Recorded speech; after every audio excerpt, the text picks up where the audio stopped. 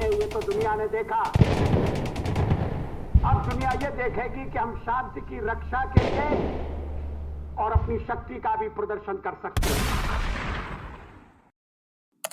चलिए दोस्तों, मई से जुलाई तक चली इस कारगिल वॉर के बारे में जानते हैं। ये युद्ध इंडिया और पाकिस्तान के बीच एलओसी के पास और कारगिल डिस्ट्रिक्ट में लड़ा गया था, इसलिए इसे कारगिल वॉर के नाम से भी जाना जाता है। भारत को पाकिस्तान की इस हरकत के बारे में मई 99 में पता चला कि नवंबर 1998 में पाकिस्तानी आर्मी द्वारा कुछ फोर्सेस को ट्रेनिंग देके चोरी छुपके एलओसी को क्रॉस करके इंडियन टेरिटरी में यहाँ का जायजा लेने भेजा जाता है। जनवरी 1999 में पाकिस्तान के स्कर्दू और गिलगित में सैनिकों की छुट्टियां कैंसिल कर दी जाती है, जबकि सर्दियों में यहाँ चौकियां जनरली खाली करा दी जाती है। शुरुआत में कुछ जवानों को सिविल ड्रेस में भारतीय सीमा में भेजा गया, लेकिन इस एरिया में इंडियन आर्मी का ना होने की वजह से इंडियन कंट्रोल रीजन के ऑलमोस्ट 132 चौकियों पर इंट्रूडर्स द्वारा कब्जा कर लिया जाता है, जैसे मुश्को, द्रास, काक्सर और बटालिक सेक्टर। ये भारत के वो चौकियां है जो सर्दियों में खाली करवा दिया जाता है, क्योंकि यहाँ सर्दियों में टेम्परेचर -48 डिग्री तक आ जाता है।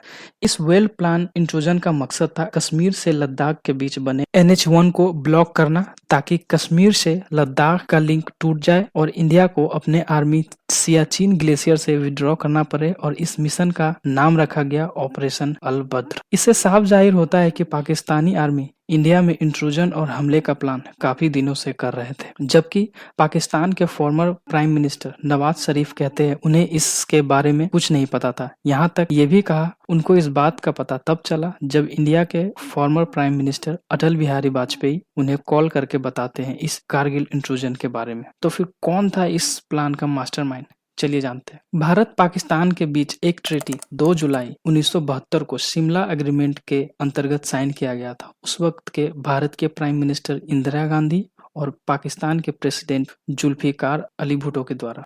और 19 फरवरी 1999 को former prime minister Atal Bihari Vajpayee बस यात्रा करके लाहौर पहुंचते हैं और पाकिस्तान के former prime minister Nawaz Sharif उनका स्वागत करते हैं। लाहौर डिक्लेरेशन पर दोनों देश के प्राइम मिनिस्टर साइन करते हैं। इसका मकसद था दोनों देश के बीच शांति बनाए रखना, एलओसी क्रॉस ना करना, सरहद पर बने तनाव को खत्म करना, दोनों देशों के बीच किसी भी प्रॉब्लम्स को पीसफुली सॉल्व करना। दोनों देशों के पास परमाणु हथियार है, तो ये भी रिस्पॉन्सिबिलिटी है कि आपसी संघर्ष से बचे ताकि शांति बनी रहे।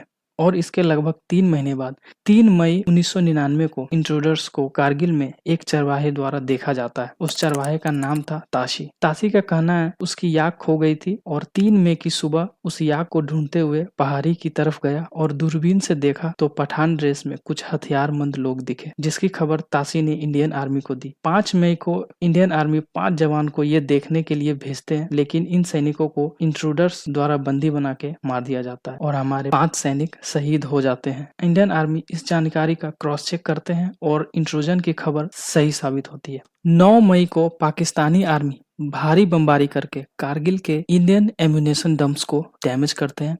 10 मई को द्रास, काक्सर, मुस्को सेक्टर में इंट्रूजन कंफर्म किया जाता है और 14 मई 1999 को इंडिया मिशन फ्लश आउट शुरू करता है, जिसमें इंडियन आर्मी ने अपने मिशन को नाम दिया ऑपरेशन विजय, एयरफोर्स ने ऑपरेशन सफेद सागर और नेवी ने ऑपरेशन तलवार। इंडियन नेवी ने अरेबियन सी में युद्धपोत तैनात कर दिया। इससे पाकिस्तानी नेवी एक्टिव ही नहीं हो पाई। इस वॉर में कैप्टन विक्रम बत्रा और उनकी टीम को द्रास सेक्टर के पॉइंट 5140 को रिकैप्चर करने की जिम्मेदारी दी और 20 जून 1999 को इस चोटी को उन्होंने अपने कब्जे में कर लिया और सक्सेस मैसेज भेजते हैं, ये दिल मांगे मोर।